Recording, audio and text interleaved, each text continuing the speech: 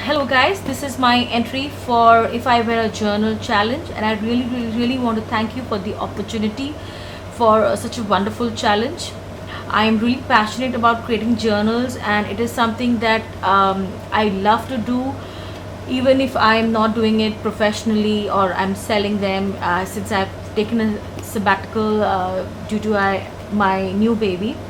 So but I just couldn't help myself. I really wanted to enter this challenge because it was really close to my heart, and I love the hashtag that if I were a journal, and I wanted to incorporate all the things I was passionate about when making a junk journal.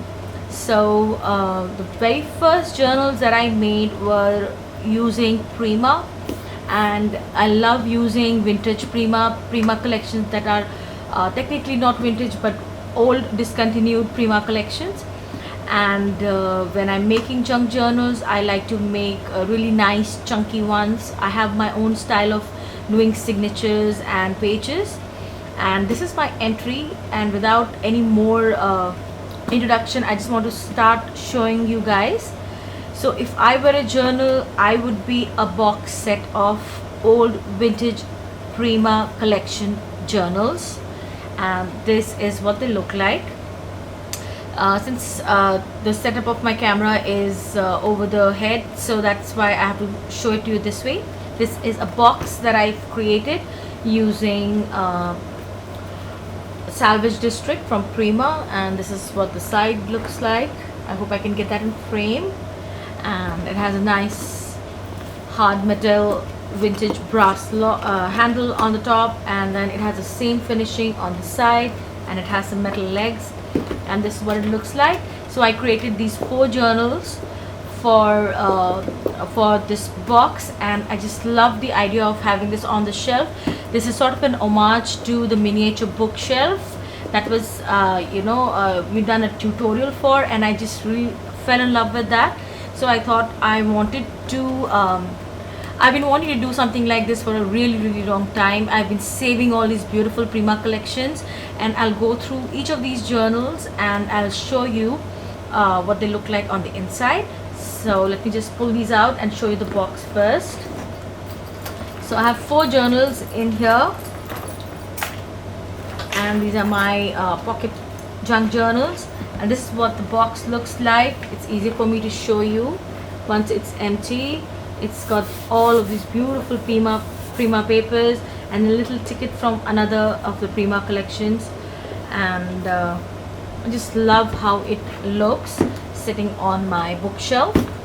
So I'll put this aside, and I'm going to begin with my first little journal. This is from Prima Tales of You and Me. This is a love themed paper collection, and this is what it looks like. It has got lots of ephemeras and those beautiful Prima papers, lots of space for journaling and doodling, and some stickers, the ATC cards. So I'm just going to quickly show you this journal since I have the others to show as well. So beautiful Prima papers. I just love Prima, and I just love to hoard them, but I like to hoard them in forms of journals. I like to create them into works of art and hoard them, so it makes more sense. Instead of saving the stacks of paper, I like to create little journals and albums out of these. So lots of stickers. I've placed stickers here and there, and I've used as many of the scraps as I could. And this is what it looks like. It has a beautiful closure, a charm closure. I love doing these charm closures for my journals, and it closes up like so. And I did a similar matching spine binding for all of my journals, as you can tell. So let's get into the second one. This is using another old Prima collection, the Prima Epiphany, and again it's a very beautiful collection. I love the combination of blacks and whites and shabby chic prints in this. So this one again has some very beautiful Prima papers. This is a bookmark that I like to attach to my journals, and then this has a nice swivel charm closure to the envelopes. So, and I use some vellum in this. Love using different textured cardstocks and papers. I use some of this stone finished cardstock, and I also used some watercolor papers in here. So these are very nice for traveling when you want to doodle and paint something on the go. So this one opens out, and then you have a nice layout for photos and journaling, and then you have a nice pocket in here. So again, then there's a vellum, some tags, and some pockets. So the rest of the signatures are pretty much the same, but they all use this beautiful collection from Prima. So this is what it looks like. Lots and lots of pockets and tuck spots for memorabilia and photos.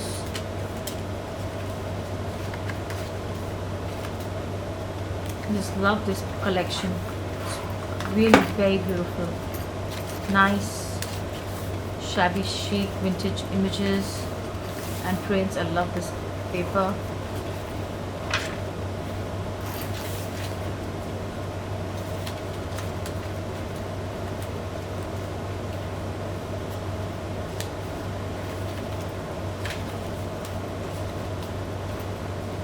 So each of my journals have 7 signatures.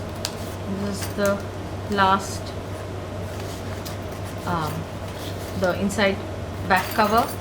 Again, it has a similar charm closure with lots and lots of charms. It has a beautiful book plate, and I stuck that vintage lady charm on there, and it has again a nice swivel closure to close it and keep it in place. So let's move into the next one. And this is again using a very old Prima collection when Prima was only printing single-sided pattern papers. This is called the Archivist. Again, it has a similar spine finishing with all of those filigrees and brads, and then I have a book plate. I have book plate on the backs of each of these. I try to keep them as similar so that they look like a nice box set. So again, it has a nice charm closure, and then on the inside it has tons and tons of ephemera which were part of the collection. And then I created a lot of tuck spots with the leftover bits and pieces of the pattern paper. Whatever I had cut offs, I just glued them and created tuck spots for additional real estate. This is again a very beautiful collection, perfect for travel journals. I've created a lot of travel journals using this collection in the past, and I still had a little bit left, so I created this tiny little pocket journal for this challenge.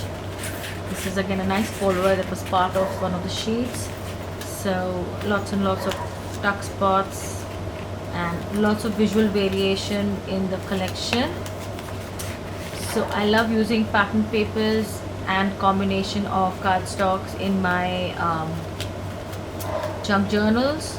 It just makes, it gives your eye some movement, and you can have a lot of visual diversity using different papers and textures of cardstock. So that's the third one. Let's close it up. Here I use a Tim Holtz clasp for the closure, so I'm just going to close that. And then moving on to the last one. This is my inspirational journal. This was one of my earlier journals. This is something that I really love creating. I've created several versions of this. So this is using the Prima designed by Marion Smith, and for some reason I just can't remember the name of this collection. I think it's just going to come to me. I'm just going to write it in the comment section or in the description. I've just forgotten the name of this collection. I know why. My brain is just not working. So again, I have lots and lots of tags in here, and this collection came with a lot of ephemeras and sheets. So there's a lot of cut aparts, and these are envelopes which have extra tags in there.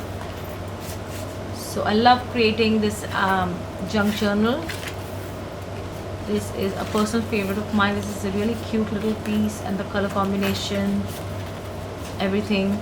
So this little envelope is also part of the collection. This is what it looks like. Just love this collection. It had a lot of cut aparts. So this is again an envelope, and then you have this cardstock, a contrasting colored cardstock that you can use to write and draw on. And then again, more envelopes, tags, little tags here and there. So I just couldn't help myself. The name of this collection was Romance Novel, and it was designed by Maren Smith, one of the most popular papers by Prima. It came out a really long time ago, and I just love this paper. I still have tons and tons of the paper pads. I'm just hoarding them. So just love creating this little journal. And this is what it looks like. The last signature, more envelopes, and it's all part of the collection. And this is the tag, and some vintage postcards from my collection, and again some cardstock tags. And this is what the final one looks like.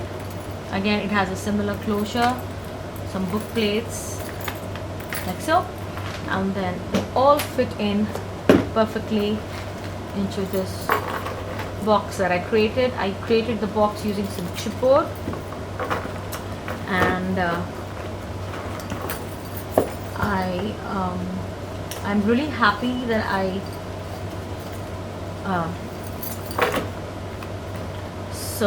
had a really great time creating these little pocket junk journals for this challenge, and I just love the idea of the challenge and what it represents, and something an output for people who are really passionate about creating junk journals. So this is what it looks like, and thanks for watching, and thanks for the opportunity for creating this challenge.